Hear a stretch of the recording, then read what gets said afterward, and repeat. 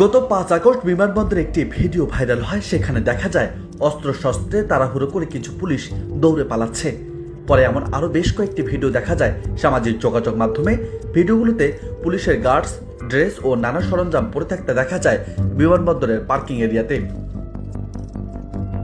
সে সময় নেটিজেনরা দাবি করে ভারত পুলিশ এনে গণহত্যা চালানো হয়েছে। কোটা আন্দোলনে শেখ হাসিনার নেতৃত্বে এমন গণহত্যা চালানো হয়েছে বলে দাবি করেন নেটিজেনরা।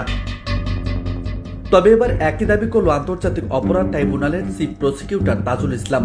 বৈষম্য বিরোধী ছাত্র আন্দোলনে পুলিশের পোশাকে অন্য দেশের নাগরিক থাকার প্রাথমিক তথ্য মিলেছে বলে জানিয়েছেন তিনি।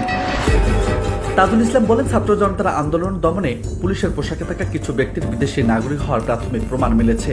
তাদের বিরুদ্ধে আইনি ব্যবস্থা নেওয়া হবে। যে কোনো দেশের নাগরিক যদি এই দেশে মানবতা বিরোধী অপরাধে জড়িত হয় তাদের বিরুদ্ধে কঠোর ব্যবস্থা গ্রহণ করা হবে, হুঁশিয়ারি দেন তিনি। তাজুল ইসলাম আরো বলেন, প্রাথমিক তদন্তের ভিত্তিতে কিছু প্রমাণ সংগ্রহ করা হয়েছে, আরো তদন্ত হবে বলেও জানান তিনি। এদিকে বৈষম্য বিরোধী ছাত্র আন্দোলন ঘিরে ছাত্র জনতার গণ অভ্যুত্থানে জাতীয়ভাবে নিহত ৭০৮ জনের নাম জমা পড়েছে। নিহতদের তালিকাও প্রকাশ করছে সরকার, তবে পরবর্তী সময় তা আরো বাড়তে পারে বলে জানানো হয়েছে। রাজু আহমেদ, বার্তা 24।